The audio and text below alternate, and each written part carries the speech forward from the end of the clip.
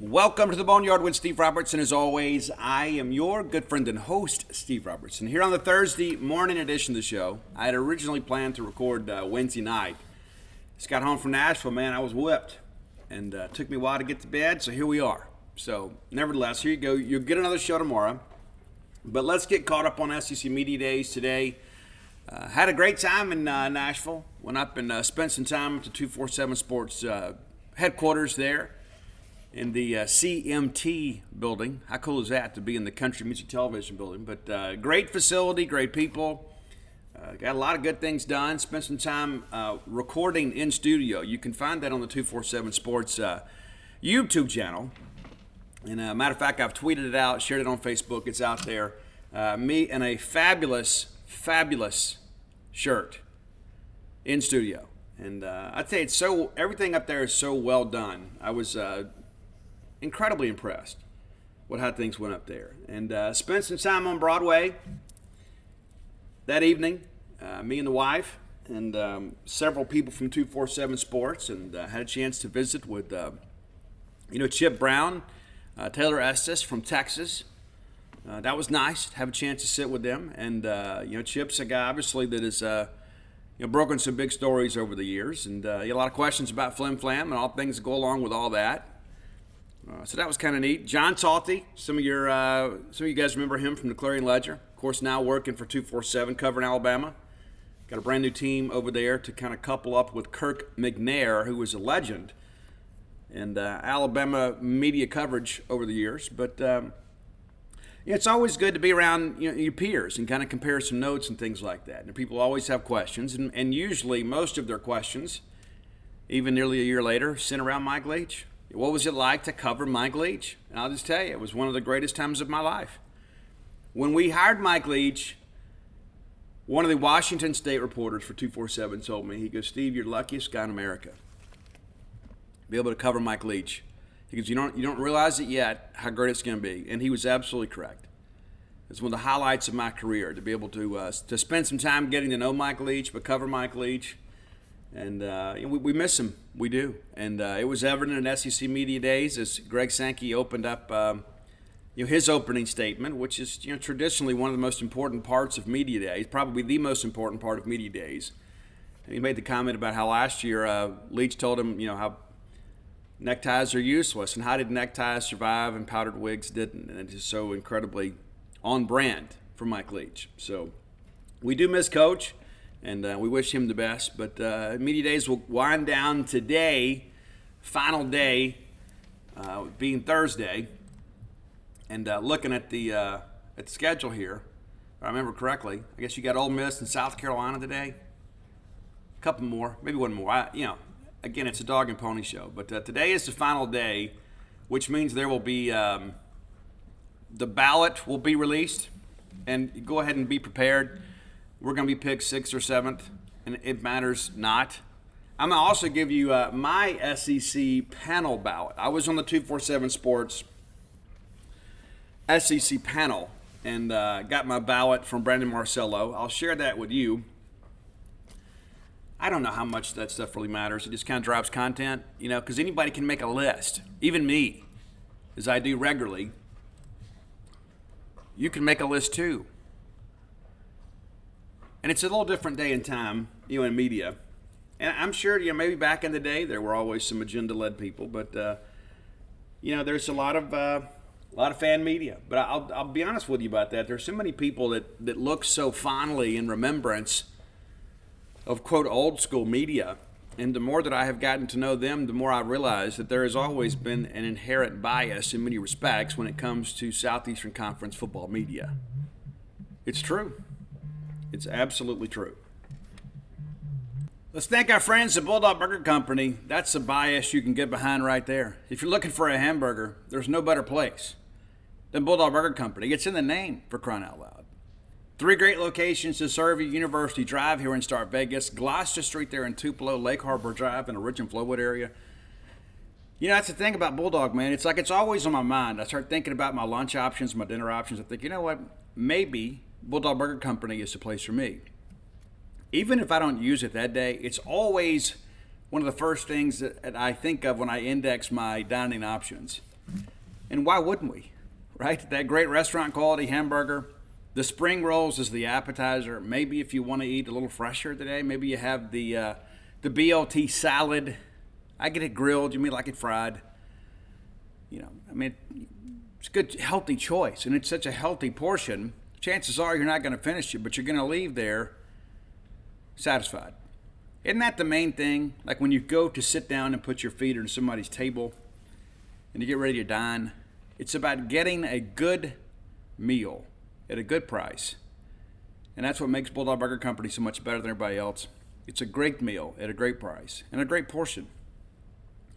Be sure and check them out. You'll be glad you did. Get that chocolate shake to go. Ride that ride home with a smile. Bulldog Burger Company, the place where people go to meet. M-E-A-T. All right. A lot of good feedback about the mailbag show. I don't like doing that often. Summertime's a good time to do it.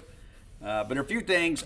We did have some people post a few questions as I recorded. So I want to knock those out. I don't want you folks to feel slighted, even though it's been a few days since you asked. I want to get that done, and we'll get into some Zach Arnett talk. We'll get into our top 10.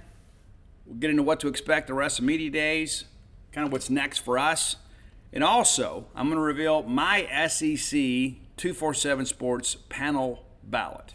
A lot of people ask for that. Steve, how'd you vote? I'm going to give it to you today. All right, so let's get back real quick, these questions. WMR Williams, how would you rate defensive line recruiting? I think it's been pretty good.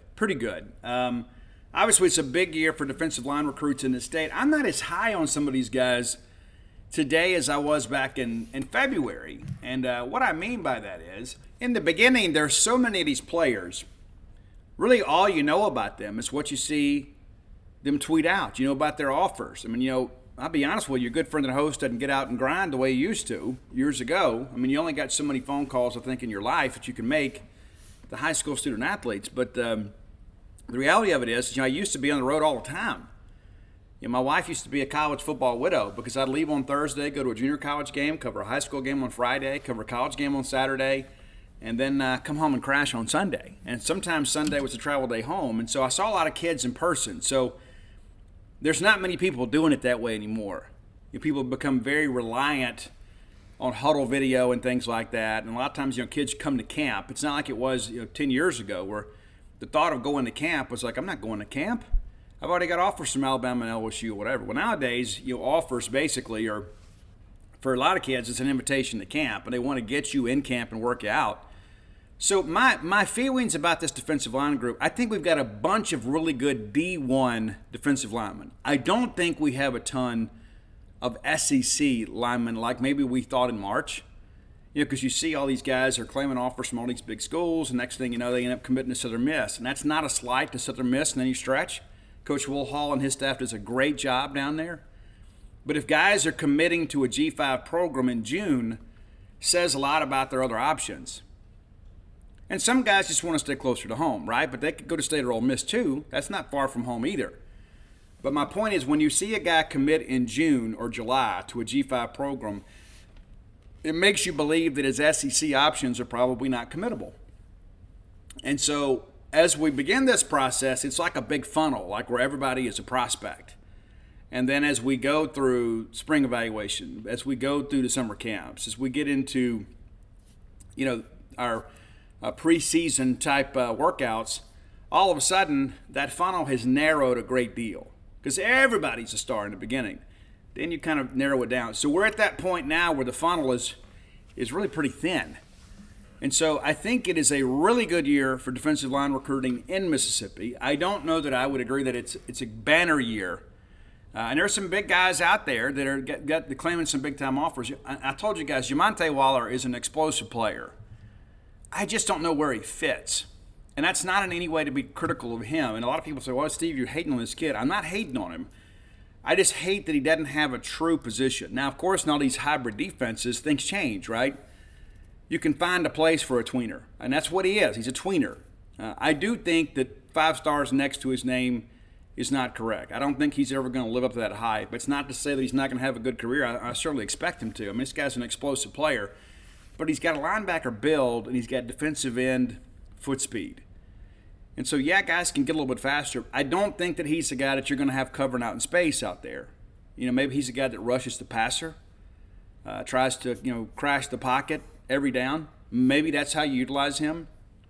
But, again, maybe in the beginning we thought differently, right? I just don't think that you put 5 stars next to a guy's name that doesn't have a true position, if that makes sense. Jeffrey Rush is a guy that people really high on in the beginning. He is very much the square body type guy. He is a guy, if it's a plugger that gets in there and plays hard, but he's not nearly as big as listed. And those are things you kind of look at. But I do like Hibbler a lot. I think Hibbler's a guy, obviously, who's got to get in the weight room, kind of get the baby fat off, kind of get things rolling. But I think the reality with him is, I think that's a guy who you could make a case is probably the top interior defensive lineman in the state. But I think we're doing okay. And we're only going to take 3. Probably take a junior college guy. We'll see how things go. I think we're doing okay. I think we've probably done what we needed to do. A lot of people, again, you see all these stars next to their name and you think, well, I wish we had those higher rated guys. You start chasing stars, sometimes you end up with guys in the portal because you got to do your own evaluation. You can't go recruit anybody based on what a recruiting service says. All right, Juice 2K. He didn't question, he just kind of commented. Remember we had the whole discussion about sweet potato pie or pumpkin pie? He is team sweet potato pie. All right, MSU Bulldog Fan 1, what in your opinion is the best breed of dog and why is it Rottweiler? It's not Rottweiler. I can appreciate the people that love Rotts, but I've got 3 blue heelers, a German Shepherd, and a black lab. That's what I've got. And I love them all. And Mojo, who was my first blue heeler, has basically sat at my feet since the day that she got here. And I'm going to give her co-writing credit in the new book. I have neglected to do that in recent years, but she has sat at my feet, no matter if it's 2 a.m. or 1 in the afternoon, and helped me write these books. But, I got a German Shepherd. I love him, too. I do. DB Bulldog. Makes you wonder, is that DB Cooper? Do you know? Do you know the story of DB Cooper? I'm not going to get into that. But watch the documentary. Do you think Rodgers returns for 2024? If not, is our QB Parson Flowers or a portal guy? I think that's to be determined, but I don't expect Will back next year. Right now. Now, that may change. Again, it's in the end, it's his decision. And that's the thing you begin to think about with quarterback recruiting. If Will returns, you take 2 high school guys, right? If Will doesn't return, you might have to go out there and chase a portal guy, even if it's for depth or for competition. I mean, obviously, you want to go out there and sign the best player you can. You always want to be adding to the top and subtracting from the bottom, right? So I think it all hinges on what Will decides to do. And at this point, I think it's too early to kind of project that. To say, you know what, hey, he's certainly not going to come back. I don't expect it, but a lot can happen between now and the end of the year. But if Will leaves, I do think you have to go out there and recruit a portal guy. And I can't say that guy's going to be the starter. I mean, because Chris Parson could certainly win the job. Perhaps Mike Wright could win the job, right? And we're going to talk about Mike a little bit lower in the question and answer session. Big Fig Dog says, has Barbay picked Will's mind about the air raid concepts, trying to add more to his offense? I don't think so, because of the fact that Barbay already runs a lot of these concepts. I do think Will probably has said, hey, we ran this. I mean, Barbay obviously will sit down with his quarterback, and that's one of the things that we did when Dak was here is, after he had some time in the offense, hey, what are your favorite plays? What do you like to run? What are you most comfortable doing? And then we kind of built the play sheet around that. I mean, you installed the full offense, but, when a quarterback is not comfortable running the play, more times than not, he's not going to have confidence in the play call. And so, yeah, there's always some of that. But in the end, I think, Barbay is the guy that knows what he's doing, as the numbers show. Kurt Dog 178, have you ever done Foghat or Jethro Tull on the top 10? The answer to those questions are no. And we're never going to do Jethro Tull on the top 10. Ever. And that's because of the fact that the Grammys screwed Metallica. And so this is our small way of protesting that. And yes, they eventually tried to make it right, and it was patronizing and ridiculous. So no, we're not going to do Jethro Tull. Maybe we do Firecat. I don't know. Is there a true top 10 for Firecat? I don't know. We'll have to dig into that. And will the 2023 defense still run a 3-3-5 set? Yes. Or does Matt Brock have other ideas? Well, this is going to be Arnett's program. If so, will he be overruled by Arnett? Well, yeah. Yeah, the head coach is always going to run the scheme that he wants, right? I mean, that's like the reason that he promoted Matt Brock is to have continuity on defense.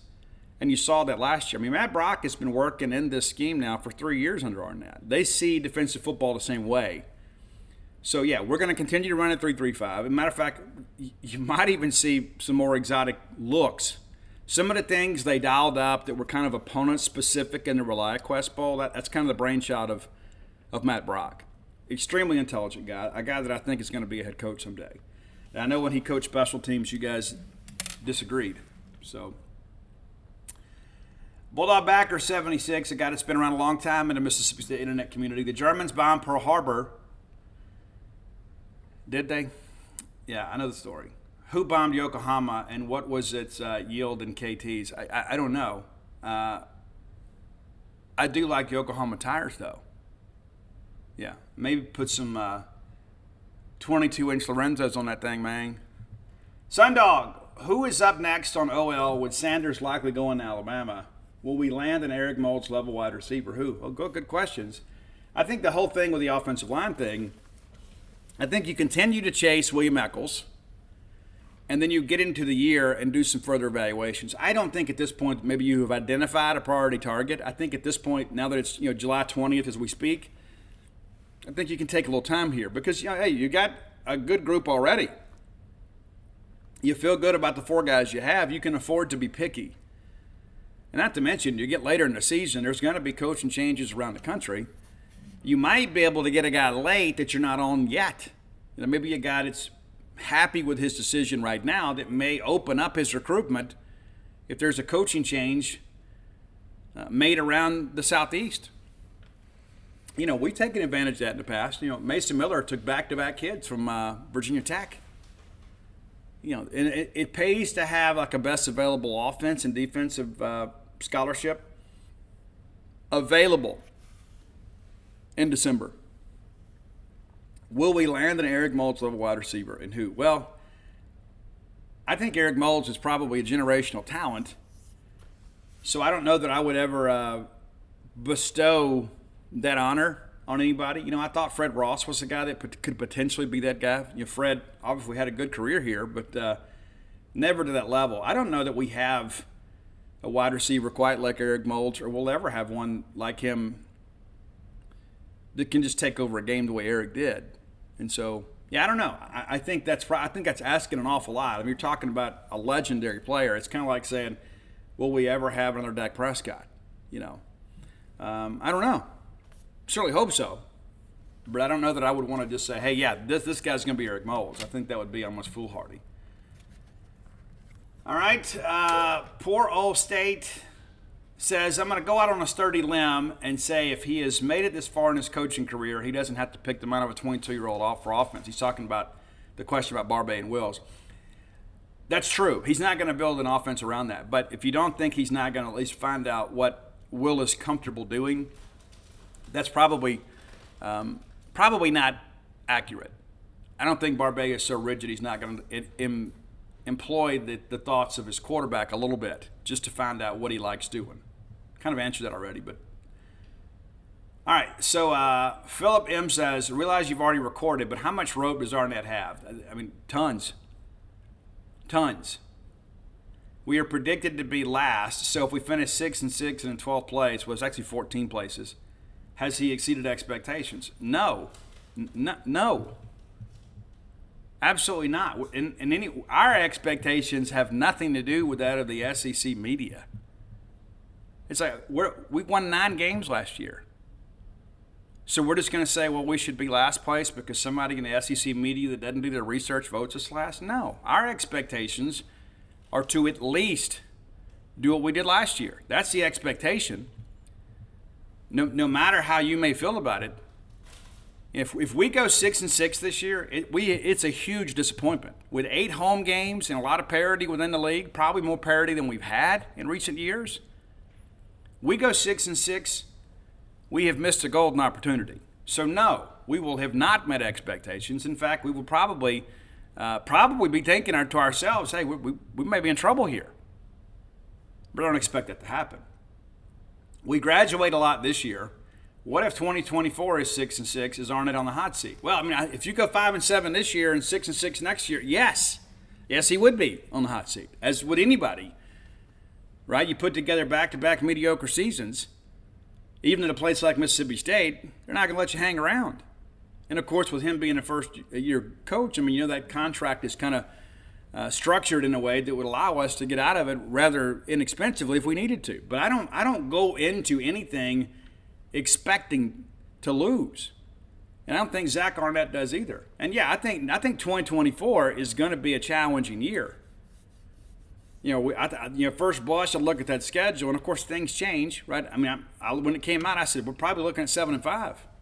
Probably need to save some scholarships for some portal guys or some JUCO guys to get a little bit older, because we do graduate a lot this year, which makes this year all the more important. We're a veteran team with a favorable schedule.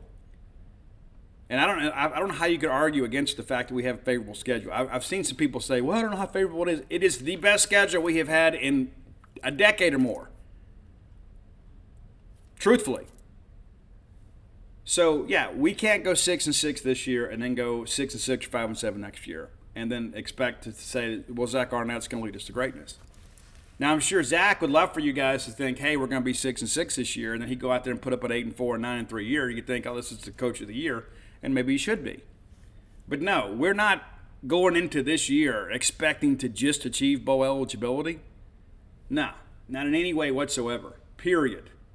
And anybody that thinks that way is just kind of got this old poor old M-State mentality. No, we have to take advantage of this schedule and the parity available to us in this league this year. And people are like, but Steve, it's a first-year coach. Well, he's not new.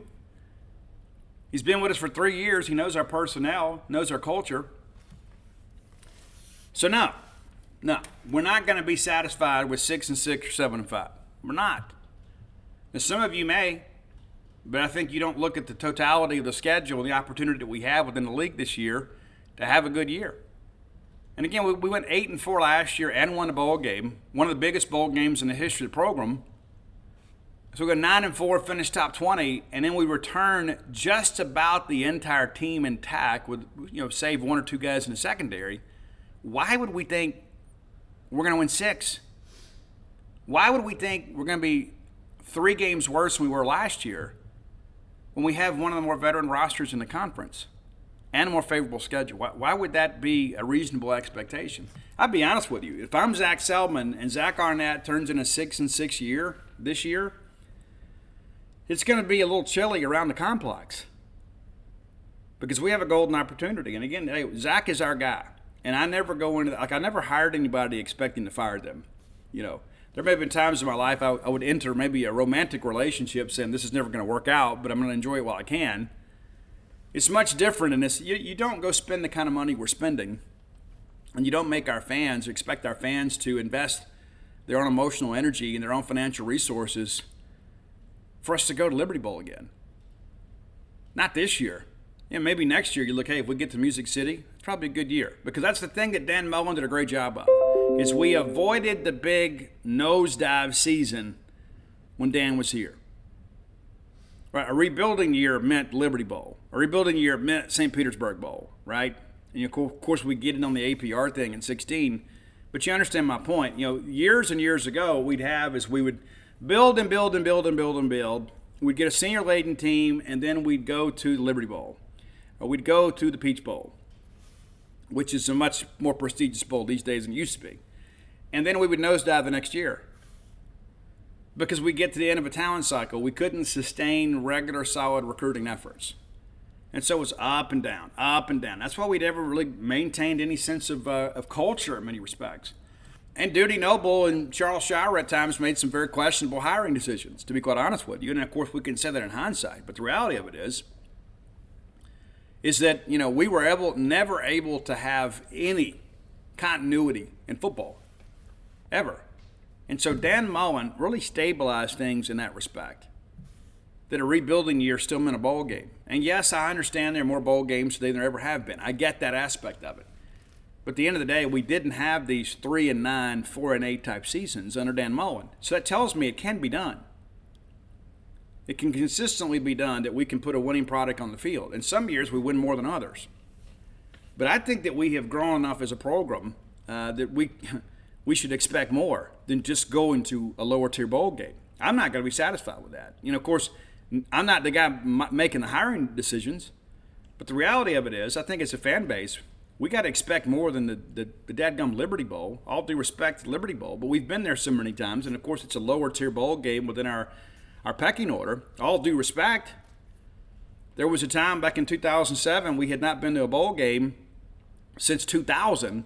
We were thrilled to go to Liberty Bowl. In fact, we set the all-time attendance record at the Liberty Bowl.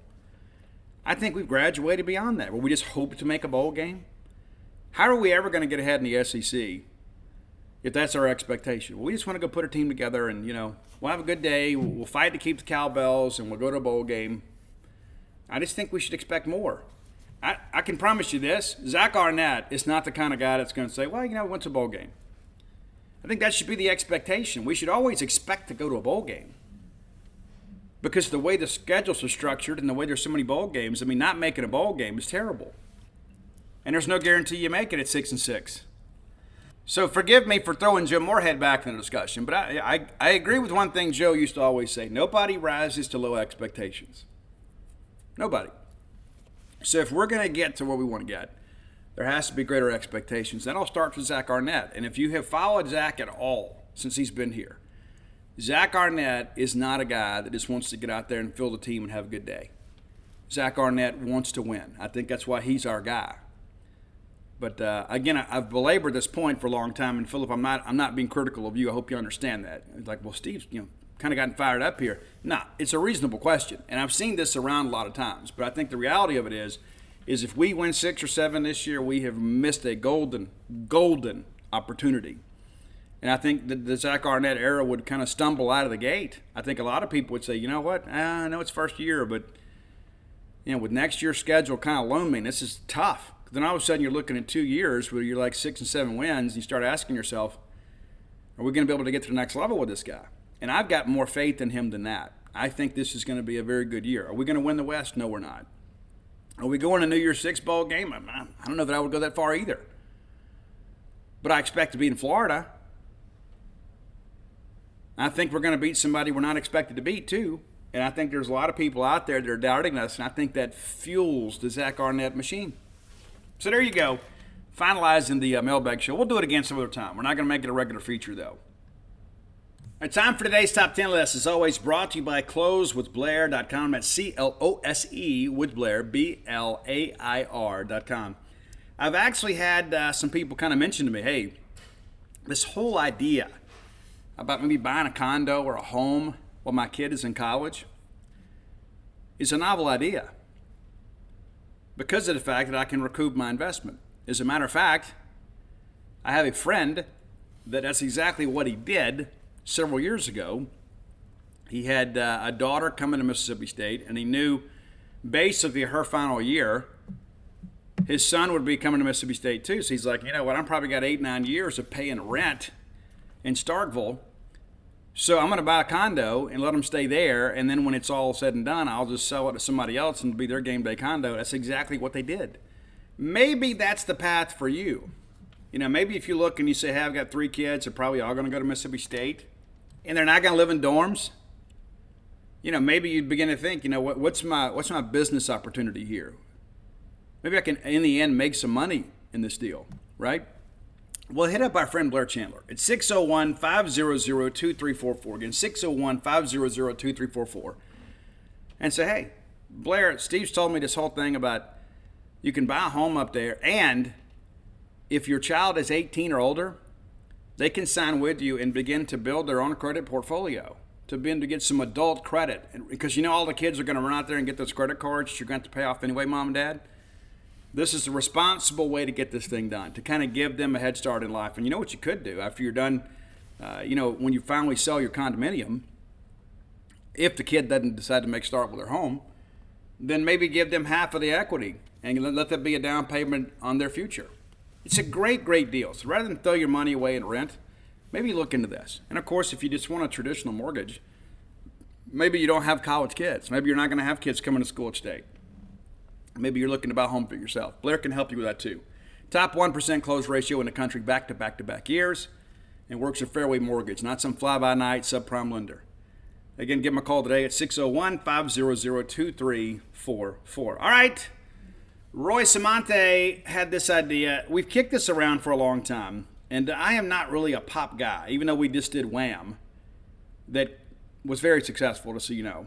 A lot of our female listeners, I think, enjoyed Wham. Some of our male guys, too. And Wham is a great pop band. It was. But probably the biggest male pop star, in the known world right now is Ed Sheeran. And so Roy, Missy, and Elsa are going to see Ed Sheeran here in a couple days. And it's so interesting. Roy puts together the list. I said, Roy, I know the song Don't and a couple more. And Don't didn't even make the top 10 for Roy and Elsa and Missy. Oh, it did make it. Pardon me, Roy. But here we go. So here's the top 10 with Roy's comments. I'm just going to read you Roy's comments, and because Roy is over the moon excited to go see Ed Sheeran. And I don't know if you've seen the video. When Ed recently played in Detroit, he said he was going to do an Eminem cover song, and then Eminem joined him on stage with Lose Yourself. Kind of a cool thing. But here we go. The top 10 Ed Sheeran songs according to Roy, Missy, and Elsa. I will give Elsa the hat tip here because I suspect she is probably the expert here.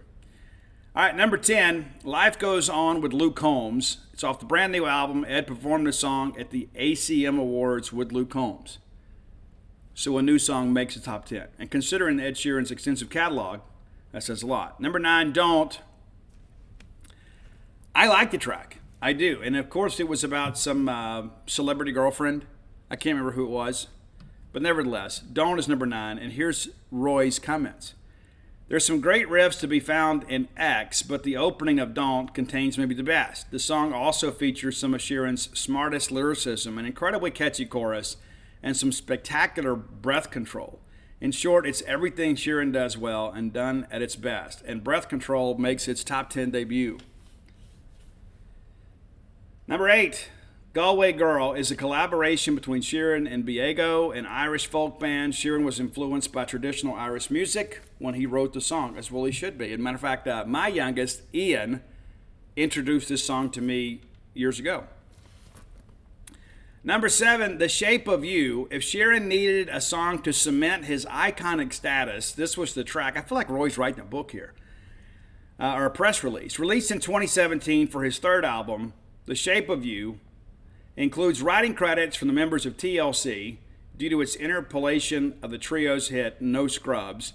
The song peaked at number 1 in 34 countries. It stayed at the top spot for 14 non-consecutive weeks in the UK and 12 in the US. In 2018, the song became the first to earn 2 billion streams on Spotify.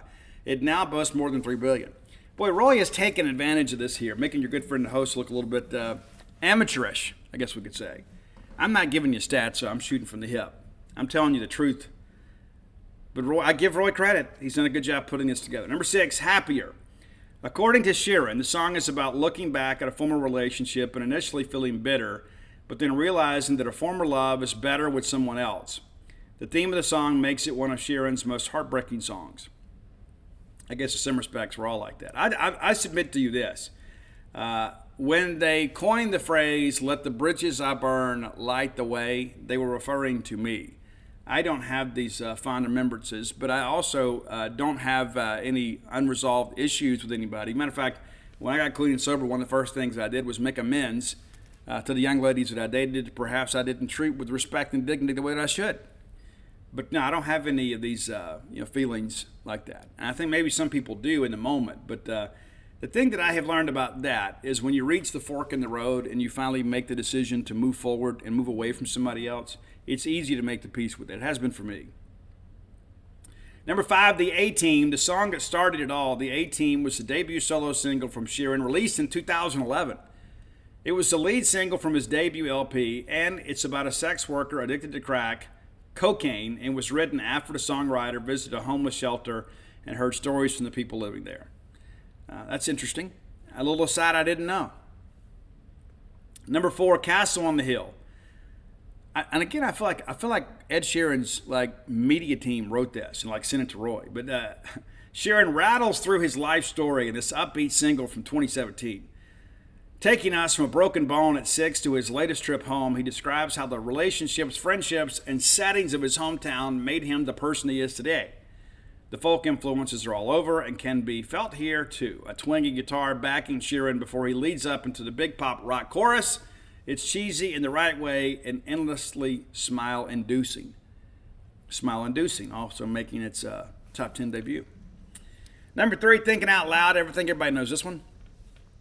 This song that has soundtracked 1,000 weddings. Couples were choosing Thinking Out Loud for their first dance within days of its release. Whilst Sheeran has written a multitude of love songs throughout his career, Thinking Out Loud remains one of the most popular, speaking to the idea of a love that lasts after youth, beauty, and attraction fading. Lyrically, the song is simple but very effective, and Sheeran's vocal performance is incredibly compelling. Number 2, Photograph, and I'm going to be honest with you, we could probably do a Photograph show. We could do Nickelback, we could do Def Leppard. Maybe that's an idea for us, Roy. Maybe we do. A Photograph show. Ed Sheeran's Photograph is number 2 on this list. Sheeran wrote this track with Johnny McDade from Snow Patrol. It's about the experience of a long-distance relationship with his former girlfriend while he was away on tour. You know, I'm going to make some people mad here, probably Roy included. But I think Nickelback's version is better. I think Nickelback's Photograph, even though it was overplayed, and the reason it was overplayed is because you all loved it and called up and requested it. Number 1. Drum roll, please. Number 1 is Perfect. It's one of the most celebrated love songs in the world. Boy, some hyperbole from Royce Amante today. Sheeran released 2 versions of this single, one as a solo artist and another as a duet with Beyonce. In the UK, it was the number 1 song of Christmas 2017. It also topped the Billboard Hot 100 in the United States and the charts in Canada, Ireland, Australia, and New Zealand. A few weeks after releasing the original and the duet with Beyonce, Sheeran also released another version called Perfect Symphony that featured Andre Bocelli. So there you go. And so that's your top 10 list of Ed Sheeran songs. Now, I don't know how Roy did. I don't, because I only know a handful of these songs. But I will tell you this. If you've ever watched the great movie Yesterday about the Beatles, you know what I'm talking about how there's this, wrinkle in time and everybody forgot who the Beatles were. They never existed. And the one guy found a way, like he woke up and he was playing Yesterday. And people are like, that's so beautiful. Where did you write that? And he goes, no, it's John Lennon. What are you talking about? Ed Sheeran kills in that movie. It's great. And I think it really turned Ed Sheeran on to a different generation of people. I think a lot of people listen to pop music. But if you haven't watched Yesterday, I would encourage you to do so. We saw it in the theaters. We couldn't wait for it to come out. And my youngest is got his own Beatles playlist now. And so I think that's a really cool thing, is to be able to have a connection with maybe your favorite artist influences. That's how it was for me. I remember being a teenager, and you'd hear Aerosmith. Like once you knew who Aerosmith was, like when Aerosmith returned to the scene with Done with Mirrors and of course Permanent Vacation, and eventually Pump, it kind of pulled that older catalog out of the closet, and then people were like, listen to this, and people of my generation really got into the 70s era Aerosmith albums. And all of a sudden you began to realize that bands like Faster Pussycat and Motley Crue and Extreme were all influenced by Aerosmith. And then you get into Steppenwolf and bands like that. And so I think it's interesting to go back and look at the pathology of things. And this whole thing with Ed Sheeran really dates back to the Beatles in many respects. And he's a great singer-songwriter, sold a ton of albums. So maybe this is your thing. Friday, we're going to get back to some rock. Some rock something with some hair in your face. But congratulations to Elsa, who is going to get to see Ed Sheeran. I'm sure it'll be an amazing night for her, something she'll never forget. And good on Roy and Missy for taking that in with her. That's a cool thing about being a parent, right? One of the best things I think I've enjoyed about being a parent is turning my kids on to things like this, right? Letting them have a big experience. Because like when I was a kid, man, like my world basically existed of like 608 Branton Avenue, Columbia, Mississippi. That was it. And so outside of like going to church, that's all we ever did. That's it. Like when I was a kid, like if we got tickets, our big excursion each year was we'd go to the Dixie National Rodeo one night. That was it. That was all we got to do. We were broke as the Ten Commandments, man. And so as I've gotten older, like when I became a teenager and got into college and began to make my own money and things like that, I'd go to shows. And really all I ever wanted when I had kids, I wanted somebody to play with, right? All of a sudden I could continue to play video games, that sort of stuff, I don't play these days because I'm a dinosaur. But my point being is, and all of a sudden, when Ani got old enough to go with me, man, we started going to shows, and then Audrey started going with me, and Mia's gone on some shows with us. Now Ian's gone on some shows with me. I remember taking Ian to see Shinedown for the first time in Little Rock, Arkansas, and it was a school night. And I told him, I said, I'll bring you to the show, but you got to promise you're going to sleep on the way home. And he did, and he went to school. He didn't complain. Put on a Shinedown shirt. It was great. We met Ani and Betsy, my son and daughter-in-law, at the show. She had never seen Shinedown either. And so the thing about making those memories, the things that I got to do with my grandparents and my parents mean a lot to me. And I'm grateful to say that I've done a lot more things with my kids. And that is no way a slight to the people that raised me. I've just simply have had more resources to do so. But making memories with our kids, as former kids ourselves, we know how much it means. And again, kind of a modest upbringing for me, but I think about those things regularly. I mean, just like it was such a big deal when my dad took us to see Mississippi State play a football game. I get to go all the time now. I do, and I never forget what that feels like. It's not just a job for me. Matter of fact, Dana and I talked about that this morning. It's so incredible to me. Like, she's done some photography for me this year. But it's kind of reminded me how incredible this opportunity is. Because when you do it all the time, you begin to think, well, this is just kind of what my job is. It's such a privilege to be able to cover Mississippi State sports and to see her face, like when we go over to walk inside a new college baseball stadium for the first time for her. It's like she's a kid, And she's been to Tennessee twice now, right? I mean, that's incredible to think about that, too, that she's, been to Tennessee the last time we played up there and had a chance to see Jake Mangum set the school record, for hits. Career hits, beat Jeffrey Ray's record. I mean, she and I were the only two that were there in the media. And so I think about that stuff all the time, and I think about, what it means to my children and what it'll mean to my grandchildren. I have one grandchild right now, with our second one on the way here in a couple months. But, Vivi has been to Hawaii. How crazy is that? And she gets to go kayaking with her parents and go biking with her parents. And I think, this is one of those things you look at. It's like, I'm just so proud of the parents they've become. She does arts and crafts every single day. Every single day. She's doing something creative. And I think basically what I am beginning to see is the next generation in my family tree is improving upon the one that Dana and I were able to birth.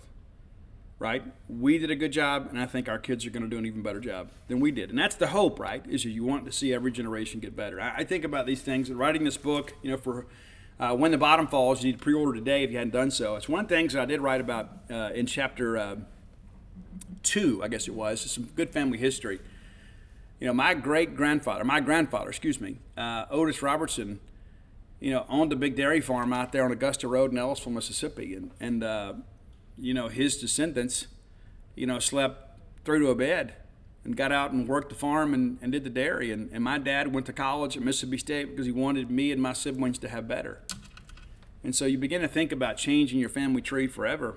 We come from very, humble but very noble families.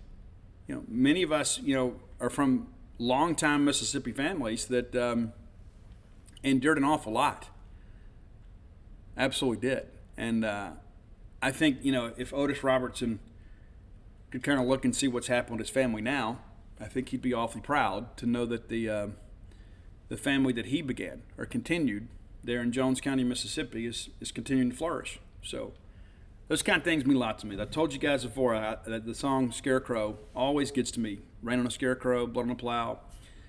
That part where he said, I think about my grandpa, my neighbor's my name, and sometimes I feel like dying like a scarecrow in the rain. It's like I always think about being from a farming family from Mississippi. And so let's use this opportunity, as always, to thank the thankless, in many respects, that do a thankless job for us, the great American farmer, especially those of you in the great state of Mississippi, within the sound of my voice, doing a job that so many of us couldn't do or wouldn't do. Thank you, as always. All right, next segment of the show brought to you as always by Campus Bookmart, campusbookmart.net. That's your online shopping home for Mississippi State merchandise. Be sure and check them out today. When you're in town, go by and see their smiling faces. Lovely, talented Susie, Miss Pam Minyard, Kathy Brown, the whole crew there will treat you like family because in their minds you are family. Simple as that. And again, campusbookmart.net. Check it out. Use promo code BSR, which stands for Beautiful Steve Robertson. That gets you free shipping on all orders over $75. And you know what? Nowadays, that's an important part of life. Anytime you get something free, it's a big deal. If it's free, it's me. I'm sure you feel the same way. And online shopping's become such a big deal. It's so convenient. But let me encourage you, rather than resort going to Amazon or eBay or something like that, support a local Starkville business. And look no further than Campus Bookmart to outfit your family with the latest in Mississippi State fashions and memorabilia. Be sure and check them out today at campusbookmart.net. Okay, let's talk about Zach Arnett. I thought Zach did well. Not that I'm surprised in the least. I thought he did well.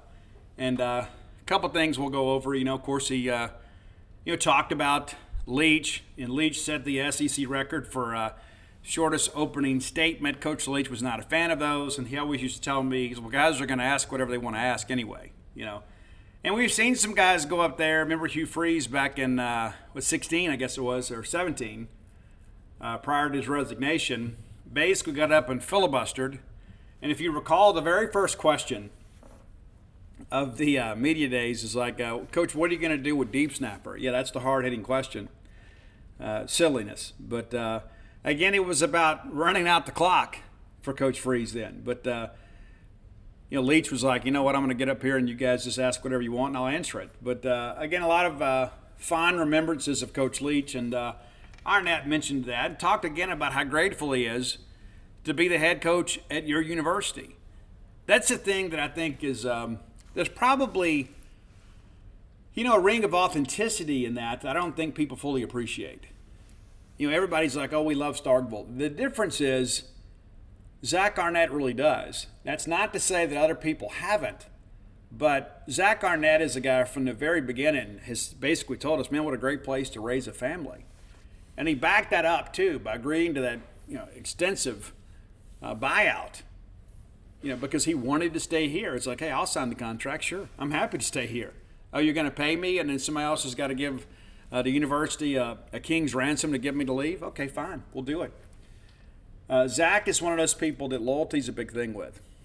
And he was loyal to Mike Leach. Even though he got out there and obviously talked to some people.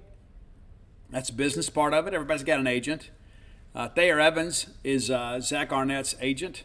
You may remember Thayer Evans used to work for SI. But Zach does what Zach wants to do. There are a lot of people out there that are kind of swayed by their agent. But at the end of the day, you got to have somebody to work through the legalese of a contract. And that's basically what Thayer does for Zach. But Zach wants to be at Mississippi State.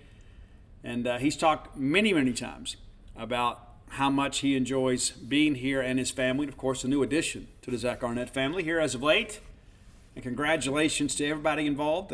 Happy to know that Mom and Baby are doing well. Obviously, we talk about players, and that's one thing that we talk about being a player coach. I think it's easier to be a player coach when you have been a player. When you know the rigors and the demands that go into being a student athlete at Division I level. And so it gives Zach some credibility in the room, but also, too, it gives Zach some insight into what these people are going through. And it wasn't that long ago that Zach Arnett was a college football player. He talked extensively about some of that. But he talks about The thing that I thought was interesting about the three guys that he picked to go with him, Woody, Will, and Jaden Crumby, they are Mississippi State guys. They embody the Bulldog mentality. I think that is a very accurate and apt description of your players. Quote, we're really fortunate as a coaching staff. We have at least a dozen more seniors back in Starkville right now, just like these guys. That's the thing that I look at and say, you know what, how are we going to take advantage of this favorable schedule? Well, that's it. You got upperclassmen that have paid their dues, and now they have a chance to kind of cash in here and at least replicate what you did last year. Quote, we have a core group of returning upperclassmen. A senior and junior class has played a lot of football. They know what it takes to compete and win and the level of strain that is required in this conference. A throwback to Dan Mullen. Strain. It's amazing Adidas didn't jump aboard that and have a bunch of strain shirts. Thank God they didn't. Hopefully, under our leadership by the end of August and by the end of training camp, hopefully those same things will be said about our entire football team, that we show up to work, that we play the game the way it's meant to be played, the way it's supposed to be played. Absolutely true. And we've talked extensively about the grit of our defensive unit under Arnett's leadership. You're going to see a lot more than an offense, too. People always talk about how a team takes on the personality of its coach. If that's true, if that adage rings true for us, don't you feel like Mississippi State's headed in the right direction?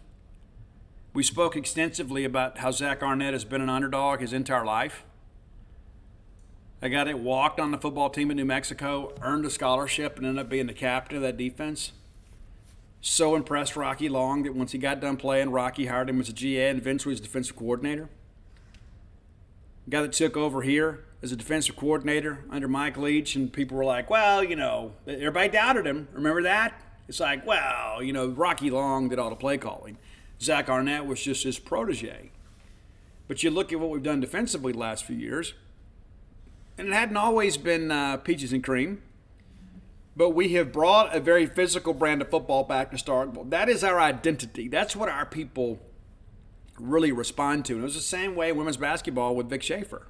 The reality of it is that our people, by and large, are hard-working, blue-collar, hard-nosed people. And so we expect to be good on defense. Even in lean years, we've been pretty good on defense. But I think when you look at what the attributes that Zach Arnett possesses, I think that's going to be basically prevalent throughout every aspect of Mississippi State football. Last year we won 9 football games, 4th time in the last 9 years. Did you know that? 13 consecutive bowl games, 5 first-round picks in the last 5 years. Simply put, our fan base has much to be proud of. This is a tremendous time in Mississippi State football history, and we thank them for their continuous support. That's you. We keep it pretty simple and common sense in our football building as we approach training camp. Let's go to work. Let's line up. Let's roll the ball out there and play a football game. May the best team win. With that, I'll conclude Hell State and open it up to questions.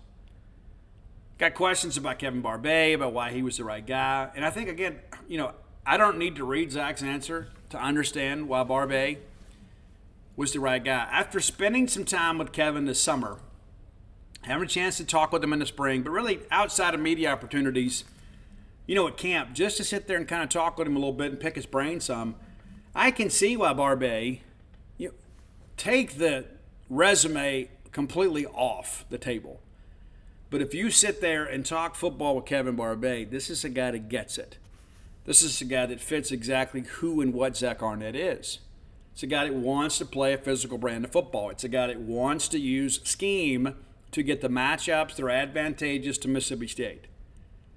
And I love what he says, what kind of offense you're going to run? Well, who are my best 11 players?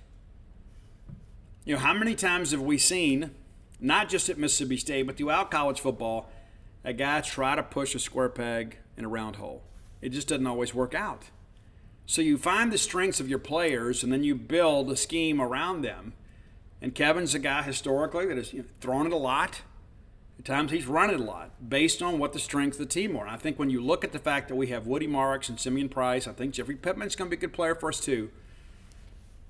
We've underused the running backs at times. And I think we're a team that's going to be able to run the football. And again, I've said it a million times now, I think Will Rogers will have a better year, maybe perhaps not statistically, but I think you're going to see Will really take a step forward this year, because Will is not just a systems quarterback. I don't care what everybody paints him to be. He's not. And the fact that he's going to have more plays in the arsenal to allow us to exploit the way teams try to defend us, it's going to be a much different deal. I mean, for 3 years, he's seen everybody, do drop eight, and they change some things up here and there. And at times we were sitting ducks back there, because, when the talent differential took over with opposing D-line against our offensive line, at times we came up on the left end of the stick. There are other times we did a great job protecting. We just couldn't get open. Again, that's where recruiting comes in. But I think with this scheme, it's not just completely reliant on individual talent. I think it's one of those deals where you can get the matchup you want. You get Tulu paired up with a safety in space, it's a big play. And we didn't do enough of that. I think we all agree with that. As great as things were last year, at times, we had some games offensively we didn't show up. I mean, Kentucky being one of them that really stands out to me. It's a game we should have won. And if we'd been able to consistently run football, it's probably a different ball game. I didn't think Will Levis had a great game. He was really big on third down against us, made some big throws. But the reality of it is they ran the football against us, and we didn't have Jaden Cromartie. And I think if you have Cromartie, it's a different ball game. I do. But I think also offensively, we kind of got in a situation where they shortened the game on us and kind of confused us a little bit. And I think now you're going to be more than a one-trick pony in many respects. Remember, Dylan Johnson got hurt in that game too. It's a completely different deal without DJ. But that said, Simeon Price has come on too, and I think we're going to be fine. Wish DJ the best. I think we're going to be really good at running football. But I think the thing when you look at Barbay is Barbay fits. It's not like, well, this is interesting. No, this is a guy that fits. His value system about the game of football matches that of Zach Arnett. All right, and so we'll skip over this little playoff question here. You didn't have any prior SEC experience since you came to Mississippi State, and if I read some stuff correctly, you had some chances to leave, which is true. Why did you decide to stay? How did Mike Leach, working with him, prepare you for this? And are you still going to be your own coordinator and call the play? That's 3 questions. Wow. I came to SEC, obviously I've not worked in this area of the country before. I've had a really charmed coaching existence. I really worked at 2 places. I was at San Diego State for 9 years and an opportunity to come here. In the middle of that, he was at Syracuse for, 9-10 days with Schmidt, his best buddy. Obviously, when you're a young coach, you get a chance to be a defensive coordinator and the opportunity to rise coordinator defense in the SEC, particularly the West. You pack your bags and you walk there on your own for that opportunity. It's an opportunity of a lifetime. So it was a no-brainer decision for me to come here. Obviously, I think I had the greatest job in the country. Isn't that what you want all your coaches to think? Honestly, I mean, again, I think about my own life and the decisions that I've made within my own career. Sometimes you just need somebody to fall in love with a place. And I think that's what's happened with Arnett. Back to quotes, you talk about whether my name was rumored for other jobs or not, or whether I was in the mix. I had a better situation in terms of being a defensive coordinator here at Mississippi State than anywhere in the country. I was happy here. I mean, me and my family love it in Starkville. Again, it's not just a talking point. That's not something that Brandon Langlois or Zach Selman said, hey, make sure you work in a good plug for Starkville. That's what Zach Arnett really feels. And you ask about the play calling. No, I'm not. I've got experience with that. Obviously, he's a head coach in the ball game and leading up to that. I don't think I could prepare as well as the other defensive coaches with all the other hats and responsibilities I'm wearing. So I gave over play calling duties in the ball game to Matt Brock, which is true. He's our defensive coordinator now because I knew he'd do a better job at preparing and calling the defense in that game.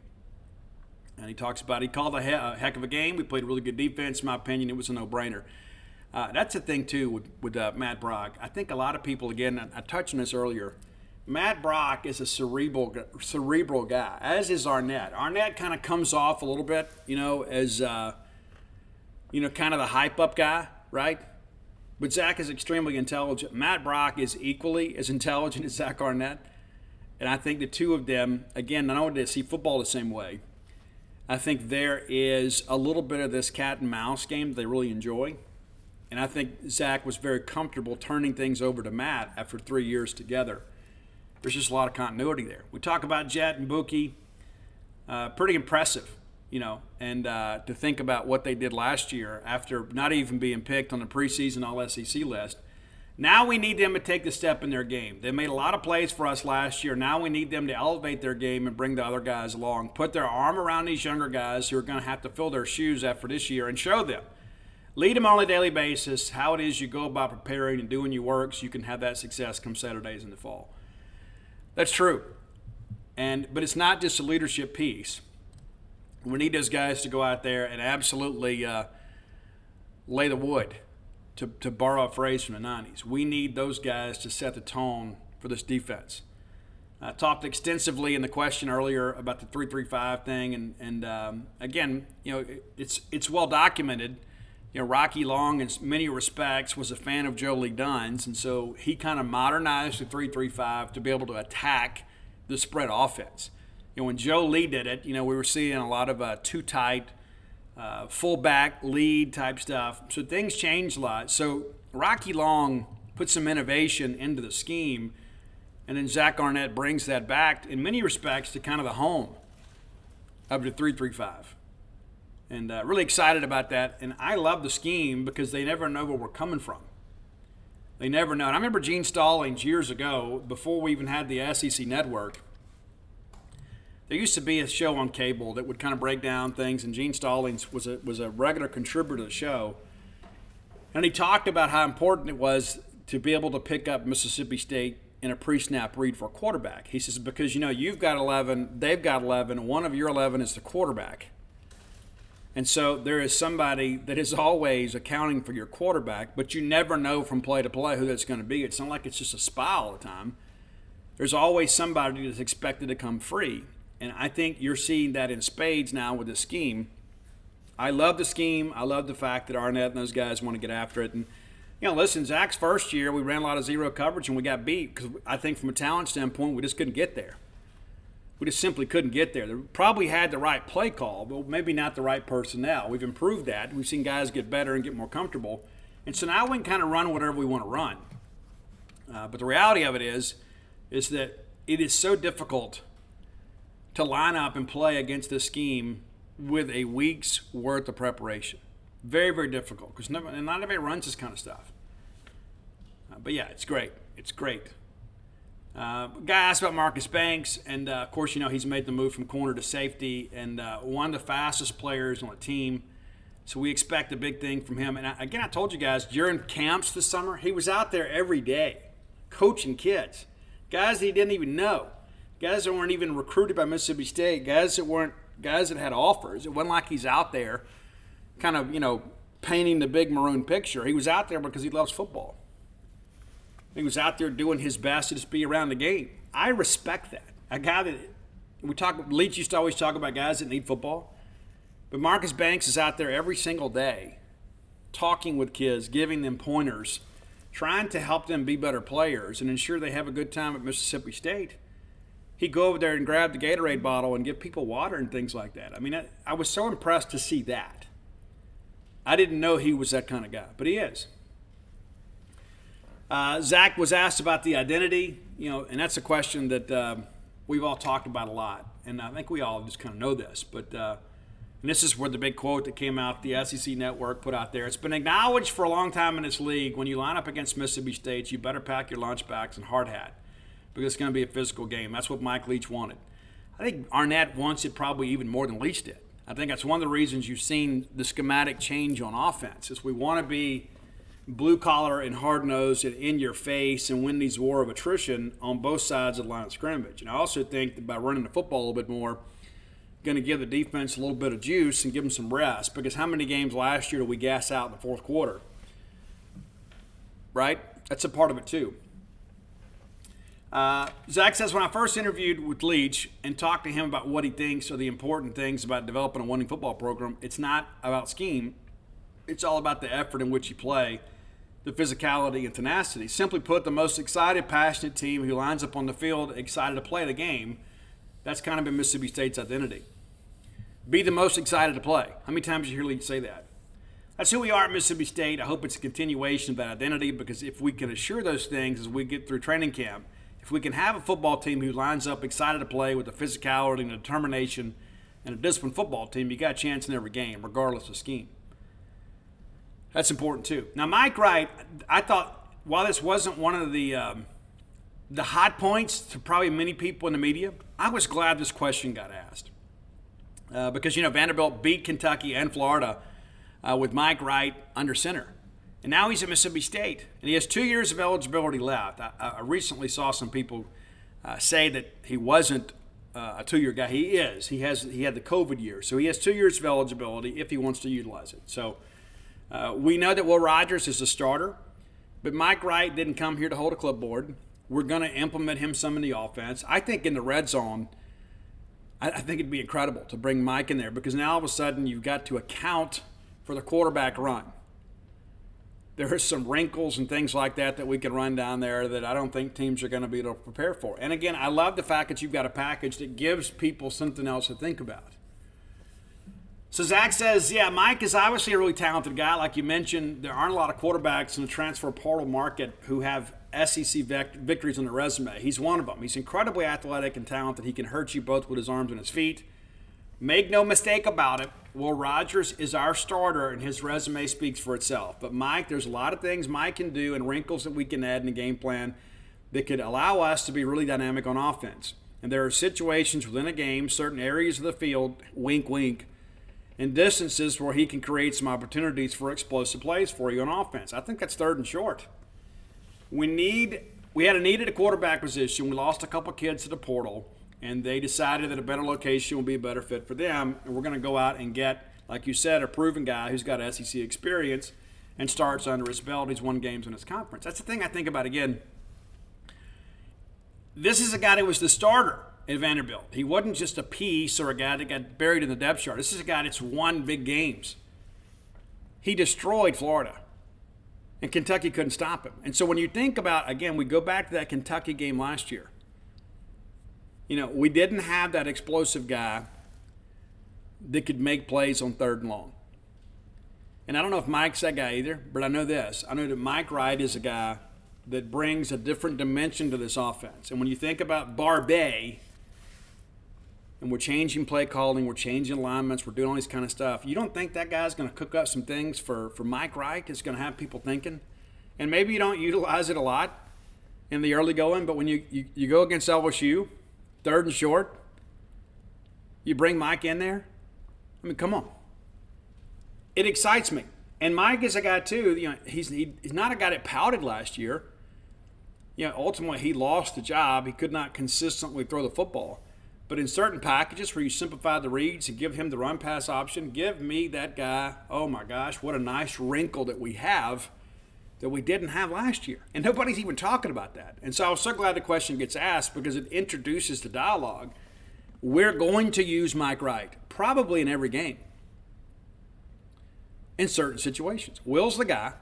But when we get down there close, you get inside the 10, and you want to truly make it 11 on 11, where they have to account for the quarterback, which means just one less guy in coverage. It makes perfect sense to bring Wright in. Perfect. All right, so I'm going to skip down a couple things here. We're going to talk about the Zach Selman thing. One of the last questions that was asked. What's it been like? Because Arnett got elevated to be the head coach at Mississippi State when Bracky Brett was the interim AD here. And so what does it mean, now with Selman's taking over? Selman didn't hire the guy, right, or promote the guy. So Arnett says, obviously the simple answer has been very good. We had the privilege and luxury. We happened to work for a university president who was about the most well-respected, well-regarded man in all of college athletics, Dr. Mark Keenum. His leadership, along with that of our athletic director, Zach Solomon, is evident to anyone who sees that we have the right people at the top of an organization guiding our athletic department. It's been fun to work with him on a daily basis. He's with me here today. Actually, it's going to be fun going forward. I absolutely believe that. It's like when you begin to think about how things have kind of elevated here and what's happened in Starkville here over the course of the last, 8 months or so. We have endured some very difficult things, and now it's time for us to kind of move forward. Not that we don't miss Mike Leach and the fact that we don't respect the things he did here, and it was so great to see all these fond remembrances of Leach at SEC Media Days, but this is year one of Arnett, and we'll always be grateful to Mike, but it's time for this to become Zach Arnett's program. So we're not running the air raid. We're not going to be out there swinging our sword, right? This is a new era. And I think Zach was obviously the perfect guy to kind of bring us forward. And I think that he can do so with respect and humility about Mike Leach, and probably use the positives that he learned under Mike, that there'll be some semblance of commonality, I think, culture-wise. That's a big part of this. I think everybody understands that. All right, so later today, your Bulldogs will be announced 6th or 7th in the SEC. Obviously, that's part of the deal, you know. That's part of the deal, obviously. It's kind of always, you know. That's it, you know. I mean, we're used to it by now. So here's my picks. A lot of people ask me when the panel came out, Steve, can you make your picks public? If you lose track of this, I'll put it over on Gene's page too. But I did not stay around for media days. I did not even get credentialed for media days. I went to Nashville to meet with the 247 Sports people, and Joel Cox, a guy that and has been instrumental in my career, was in town, and gives them a chance to meet with all the SEC publishers. And so I spent some time with them, and Dave and Robbie covered for us, which is perfectly fine with me. But here is my panel ballot, and would have been my ballot had I attended media days. So in the East, number 7, Vanderbilt. I think Vanderbilt has taken some strides forward. It's going to be interesting. I just think they're just so far behind the rest of the league from a talent standpoint. Lost a couple big guys, including Mike Wright, but it'll be interesting, kind of moving forward. I have Missouri 6th. I think this Eli Drinkwitz thing, I don't know how serious they are about football in Missouri, to be quite honest with you. I mean, you look at what they've done. They're not excited about baseball. They're very excited about basketball, and they have been. But I don't know, what's a reasonable expectation for Missouri within the SEC? Can you continue to go 6-6 and 7-5 and keep a job there? I don't know. I mean, you look at Barry Odom. He's one of their own. They ran him off. So, is Drinkwitz coaching for his job this year? I don't know. I got him 6th. Kentucky. A lot of people every year, they get all hyped up and they're going to win it this year. And there's never any evidence to support that. I mean, there's never any data that you look at and say, oh, yeah, this is Kentucky's year. But every year there's some talking head out there. Watch Kentucky. I got them 5th. The quarterback situation's a mess. You lose some of that running game. They had a couple really good offensive linemen. And I give Kentucky some credit. They've been able to run the football. Like last year, they really struggled in pass protection. And some of that's because Will Levis was basically a statue back there. But they're able to run the football. I just don't know if they're going to be able to do that with the same success this year. I got them 5th. Other people will have Florida 5th. I have Florida 4th. 4th in the SEC. Some people may have them as high as 3rd. I got them as 4th. And again, they're projected to have a losing record. I just think Florida, in the end, will be able to out-talent some teams. Billy Napier, I know, was just kind of bland at media days. A lot of people kind of like, oh, there's just no excitement. Guys, the press conferences don't matter. I know we always talk about winners and losers and that sort of stuff, and I'm not in any way being critical of those type of articles. But my point being is I've seen a lot of guys go win a press conference and lose a ball game. At the end of the day, it's about winning. I think Florida has enough talent to get there this year. They're not going to contend, but I think they're going to be a little bit better than they were last year. But is that going to be enough? I think Billy Napier needs to have a big year this year. And then you don't have Anthony Richardson to get it done with. So that's going to be interesting. I got South Carolina 3rd. Now, that may seem like a surprise, and I'm glad we get them early. But I like Shane Beamer. I think he's done a good job there. And I think because there is so much parity in the East this year, I think South Carolina is going to win some of those toss-up games. I think South Carolina will beat Florida, which is kind of the difference in this deal. And again, Spencer Rattler, of course, one of the most explosive quarterbacks coming back in the league.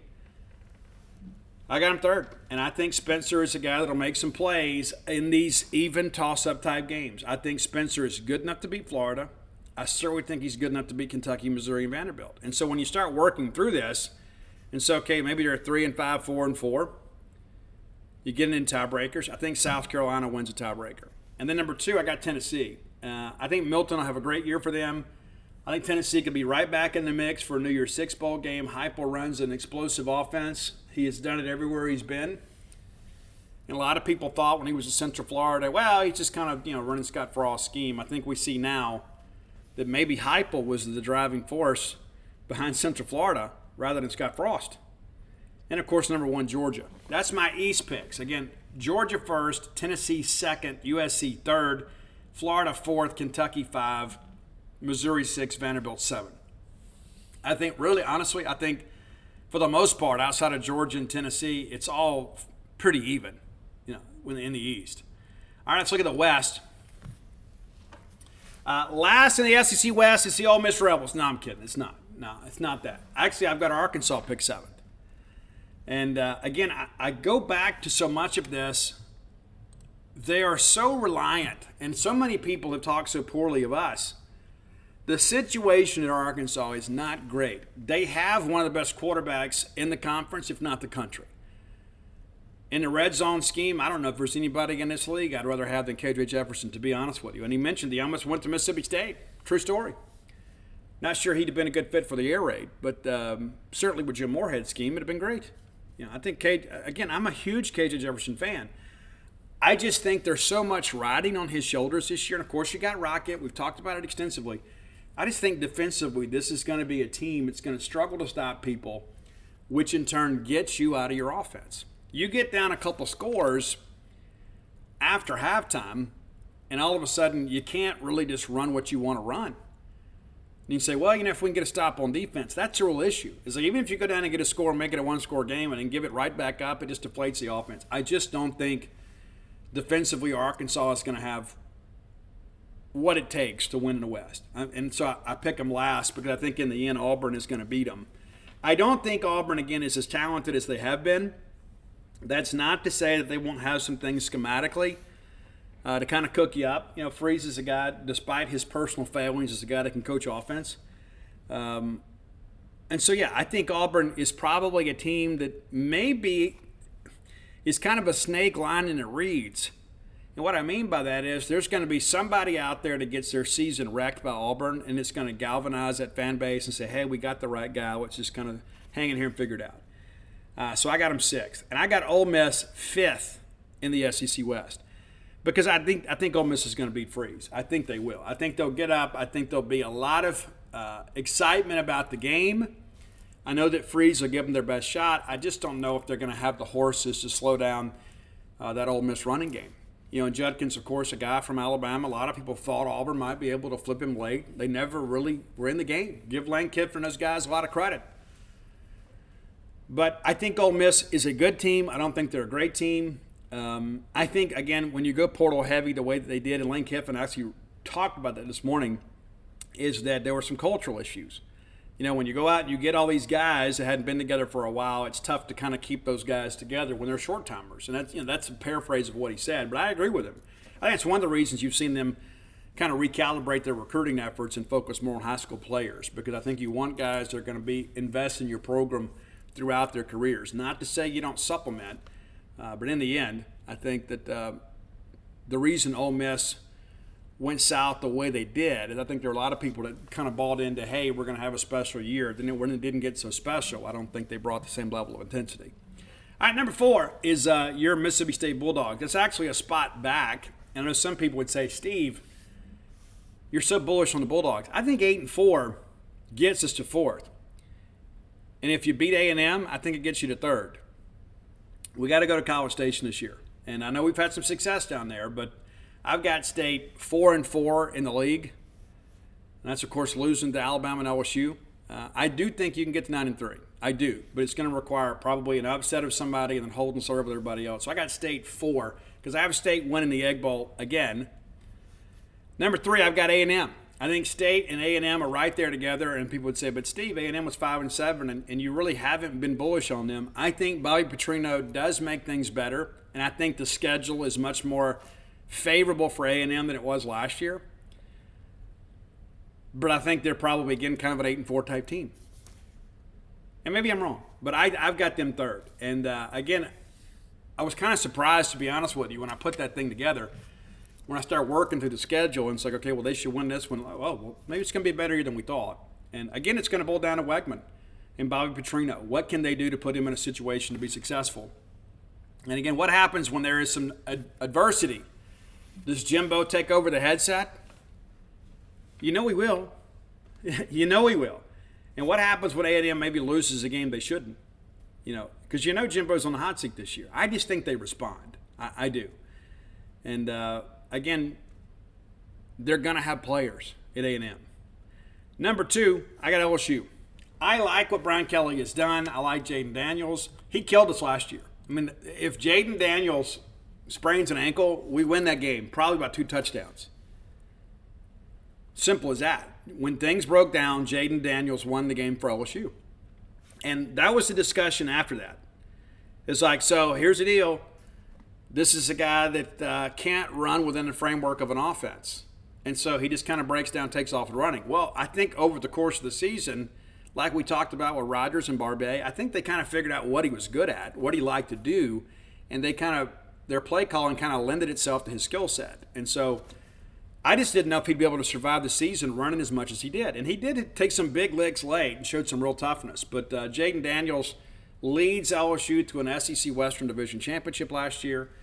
The big win over Alabama down in Baton Rouge, one they'll never forget because Alabama is the gold standard in the SEC West, which is why we have a number 1. And, I picked Georgia to win the SEC again, but I think Alabama can make it interesting. It's so hard to pick against Saban, right? It's almost like a default pick. Like, well, we're going to pick Mississippi State last and Alabama first. It's almost like how it works every year.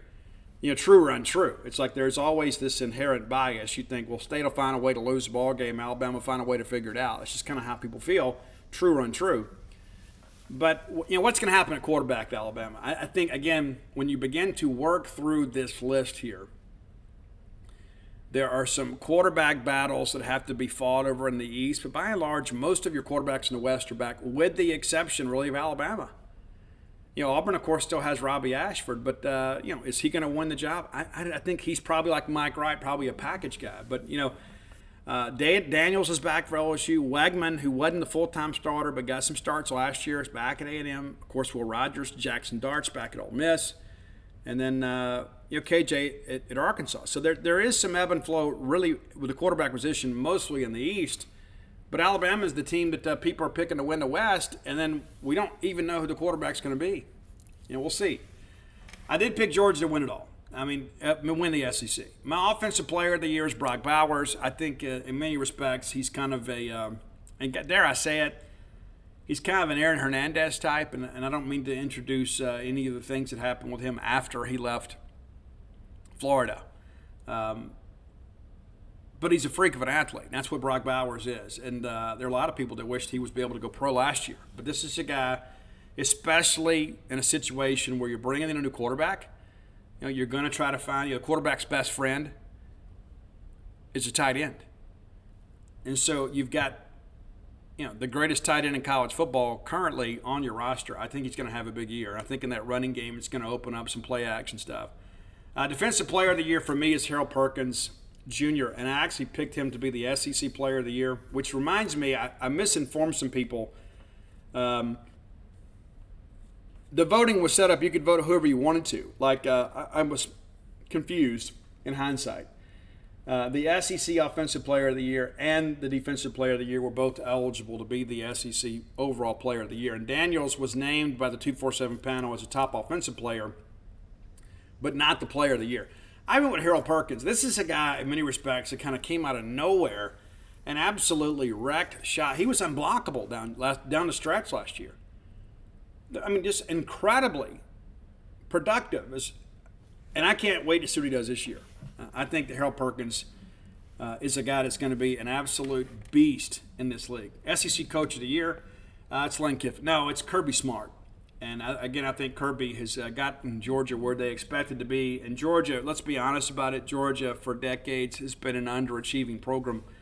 Kirby's kind of got them where they need to be. They asked me for my one big prediction for the league. I said it's a return to the running back. Many top offensive players in the league play the running back position. Judkins, Sanders, Marks, and others will shape the conference on offense. I think a lot of that, too, is because of the fact that, especially in the East, you don't have a lot of incumbent starters at quarterback. And so I think we're going to see some guys, even though NFL draft picks are much, much different these days when it comes to running backs, I think you're going to see much more at the line of scrimmage this year. There'll be everything, I think, in many respects, will be predicated off the run. A lot of play action stuff. I think safeties are going to be in conflict much of the year. Tennessee is a team I think will air it out. But by and large, I think because of the fact that you have so many great running backs returning, and then you have so many quarterback situations that are kind of unsettled, I think you're going to see a much more run-happy league this year. Now we may end up setting a conference record when it's all said and done for passing. But I think especially with all these coaching changes, these new offensive coordinators, all that kind of works together in concert, I think, to really make this a line of scrimmage league, again, at least for this year. But that's how I see it. Now, you may see it differently, but that's how I see it. But pretty exciting stuff. Pretty exciting stuff. And I'm ready to get started. I'm ready to get into fall camp and get you guys some pictures and be able to get you guys some information on who looks good and who doesn't. And again, understand, we have the Javonte Payton clause that we have to put in all these spring reports and practice reports. Javonte was amazing in practice.